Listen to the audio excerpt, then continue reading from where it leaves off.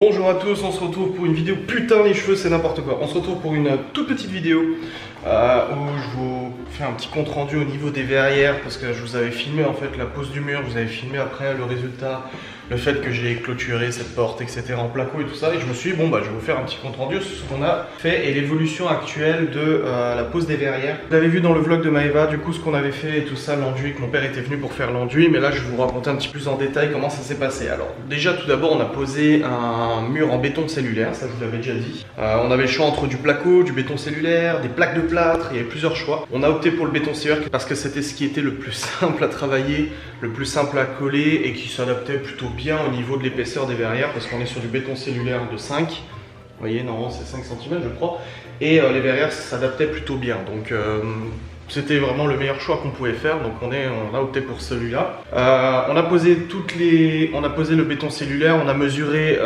les dimensions des verrières pour que ça soit vraiment pile poil au niveau de la bonne dimension, et là vous voyez que ça dépasse un tout petit peu, très légèrement, il y a genre un demi centimètre qui dépasse. Je vais arranger ça avec une baguette, je vais m'organiser comme je peux, mais bon ça j'ai pas trop le choix, parce que le problème c'est que le béton en montant, en mettant la colle etc, ça prend un peu d'épaisseur, ça bouge un petit peu avec le temps, et du coup bah voilà, 5 mm d'écart. Après c'est pas très grave parce que de toute façon ça se corrigera.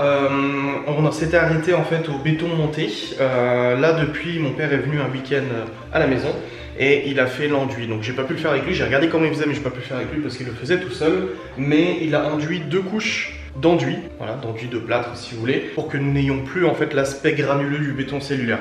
On aurait pu garder un peu l'aspect granuleux pour faire un effet pierre, ça aurait été possible, mais c'est pas ce qu'on voulait faire de toute façon. Donc là, de l'enduit a été fait, 2 couches. Avant de poser l'enduit, on a poncé, j'ai oublié de vous dire, je jappe des étapes. Mais on a passé 1 heure à peu près à poncer le béton cellulaire pour qu'en fait toute la colle qui débordait du béton cellulaire puisse être totalement lissée, pour que quand on pose l'enduit, en fait, voilà, le travail soit quand même vachement facilité et que ça fasse pas des bosses.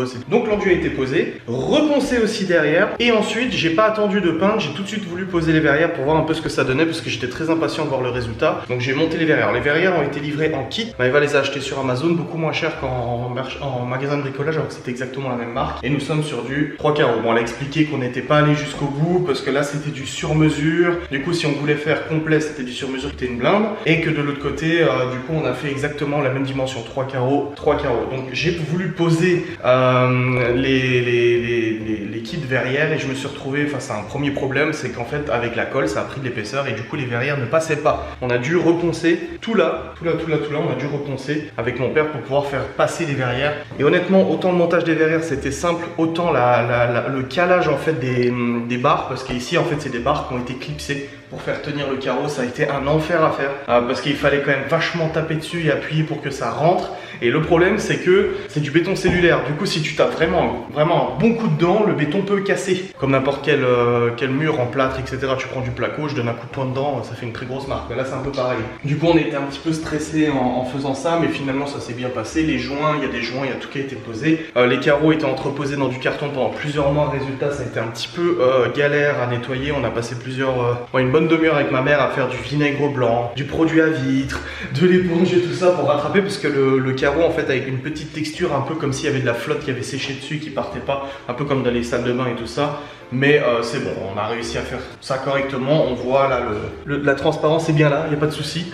Une fois qu'on a posé les verrières, c'est à Maëva et moi ensuite de faire la peinture. Donc moi j'ai fait le rouleau plus une partie des angles, et Maëva a fait les angles, les contours etc, parce qu'elle est beaucoup plus minutieuse que moi.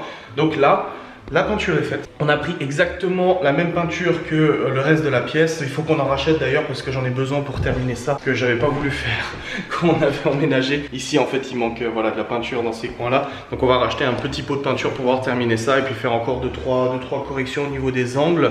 Mais voilà, dans l'ensemble c'est bien. Maintenant ce qui reste à faire, on a nettoyé la baguette noire. Au départ je savais pas si Maëva voulait laisser la baguette noire ou pas, parce que moi je l'aurais recouvert par les plaintes qui sont ici. Mais en fait non, elle veut garder. Donc j'ai nettoyé toutes les baguettes noires pour qu'elles soient bien noires, bien jolies. J'ai découpé 2 petits morceaux qui vont aller ici et là, sur le côté, vous voyez, le petit côté là parce qu'il n'y en a pas. On va les coller simplement, et ensuite on va aussi poser les plaintes qui restaient, parce qu'on doit encore poser les plaintes, le reste de plaintes. On a toutes les plaintes qui ont été posées partout, sauf ici il y a un petit morceau qui manque, et de l'autre côté aussi il y a un morceau de plainte qui manque, parce qu'on n'avait pas posé en attendant de pouvoir clôturer la porte, qui est actuellement clôturée, parce que là il y avait une porte avant, et voilà, on devait attendre de toute façon avant de faire ça. Ensuite on doit aussi faire du joint tout là, Ici, je vais faire du joint en silicone, pour que ça soit tout joli, tout propre. Pareil ici, on voit qu'il y a un tout petit déport. Voilà, on va jointer tout ça pour que ça soit nickel chrome. Et mettre une baguette aussi ici, parce qu'en fait à la base elles sont censées être fermées. Donc là je vais mettre une baguette noire tout le long pour que ça fasse tout joli, tout propre aussi. Tac tac tac. Et comme ça on sera nickel. Je vois que le joint c'est un petit peu décollé, il faut que je le remette avec, en fait, avec un stylo. Je passe un stylo pour recoller un petit peu le joint en fait du carreau. C'est un petit peu décollé avec la chaleur et tout ça, je pense, donc je vais faire ça correctement. Et puis voilà, donc au niveau des verrières, c'est quasiment fini. On a quasiment abouti, on a réussi à le faire. Le résultat, moi j'aime bien. Au début, j'étais très sceptique, comme Eva m'en a parlé. J'étais là, ouais, je suis pas sûr, franchement. J'étais pas super convaincu. Et finalement, après coup, je me rends compte que ça fait une belle séparation entre les deux pièces. C'est super propre. C'est vraiment bien. On a vraiment la séparation bureau et la séparation salle de sport qui est ici. Franchement, c'est vraiment sympa. Même quand je tourne mes vidéos ou que je bosse et tout, je me sens moins dans une énorme pièce. Et c'est ça qu'il fallait. Et franchement, c'est bien. Donc maintenant, elle va rajouter de la déco et tout. Ici, on a galéré comme pas possible parce qu'en fait, le bureau, on n'a pas pu on aurait pu sortir le bureau. Et pour ça, j'aurais dû le démonter. Donc le déclipser, j'aurais dû dévisser et tout parce qu'il est fixé ici dans la jointure. Pour pouvoir le tirer. En plus, il pèse une tonne, pas possible. Vraiment, le plan de travail, on en a chié avec le livreur pour le monter. Donc, on n'a pas pu tirer le bureau. Donc, on a dû se débrouiller à mettre l'enduit, mais on a dû passer la raclette plus le pinceau pour peindre les pieds en dur. Ça a été un petit peu galère, mais bon, on a réussi à s'en sortir. C'est le principal. Et puis voilà, je pense que là on est plutôt bon. Je suis satisfait du choix qu'on a fait, du travail qu'on a fait, sachant qu'on est des amateurs. Nicolas, bon, mon père nous a aidés. Hein. Alors, le béton cellulaire a été posé avec la personne qui s'occupait de la maison avant l'entreménagement, et le reste, l'enduit, la pose des verrières et tout ça, on l'a fait avec mon père. Donc franchement, si c'était à refaire, je le referais. Je sais exactement comment faire maintenant. Donc si j'ai besoin de poser une cloison, un de ces quatre, je saurais faire, c'est pas un souci. Je suis assez rassuré. Mais c'est vrai que même du côté sport, ça fait bizarre du côté sport. J'aime bien, ça fait une bonne séparation. C'est vrai que c'est l'ouverture en plus, elle est super grande. Donc on sait que si on doit bouger le tapis et puis bouger là-bas, on peut le faire.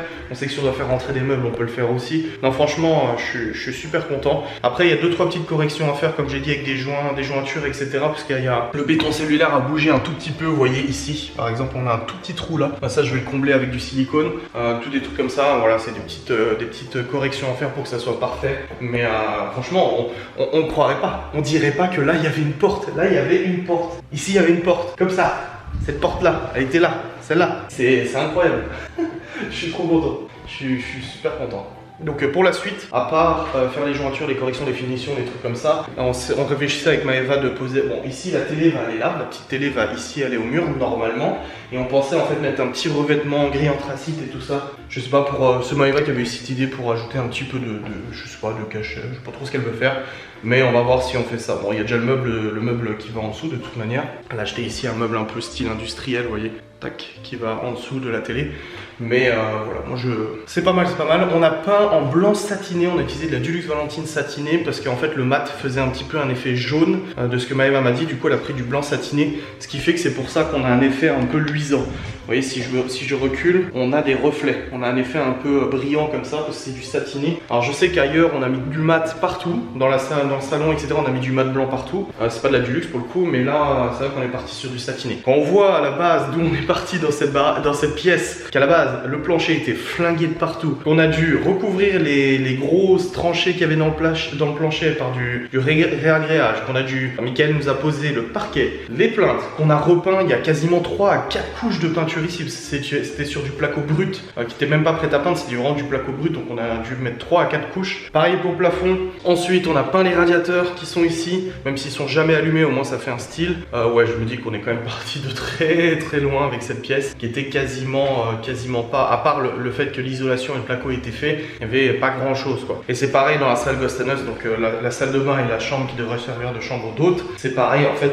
On a juste la salle de bain est juste plaquée comme ça, donc il faut qu'on peigne, on carle et qu'on change le sol aussi. On va voir si on peut rattraper, mais je pense pas parce qu'il y a des énormes trous dans le plancher et tout ça pour faire passer les évacuations, les arrivées d'eau et tout. Mais faut qu'on voit ce qu'on peut faire du coup pour cette salle de bain, et ensuite faire style de plaquage aussi dans la chambre Ghost and Us. Enfin il y a beaucoup beaucoup de travail derrière à faire de toute façon. Bref, voilà, c'était une toute petite vidéo pour vous montrer un peu l'avancement, parce que c'est vrai que je vous avais pas fait un petit peu de compte rendu depuis la pose du béton cellulaire, mais voilà, vous avez eu les infos. Au niveau du prix, je crois que les verrets nous ont coûté 150 balles chacune, je crois, allez voir sur mavache.fr, il y a le lien. Béton cellulaire, 70 € de béton cellulaire, 30 balles de colle. La peinture, on a utilisé un pot qui nous restait, mais je pense qu'il y en a pour une vingtaine, trentaine d'euros de peinture.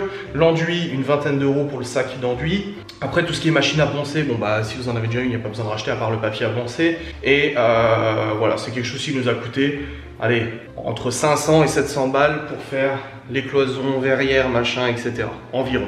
Je pense que vous pouvez vous en sortir pour moins cher, à mon avis, même si le béton cellulaire, c'est ce qui était le plus économique. Mais non, avec les finitions et tout, ouais, on va être entre 500 et 700 balles à peu près. Donc voilà. Merci d'avoir regardé cette vidéo. J'espère qu'elle vous a plu. C'était un mini vlog travaux, tu sais.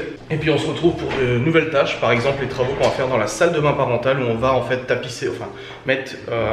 on appelle ça un tablier, on va mettre un tablier autour de la baignoire. De chaque côté, il va y avoir des parois où on pourra carreler et puis mettre des savons et tout ça. Mais ça, je vous montrerai de toute façon dans une prochaine vidéo.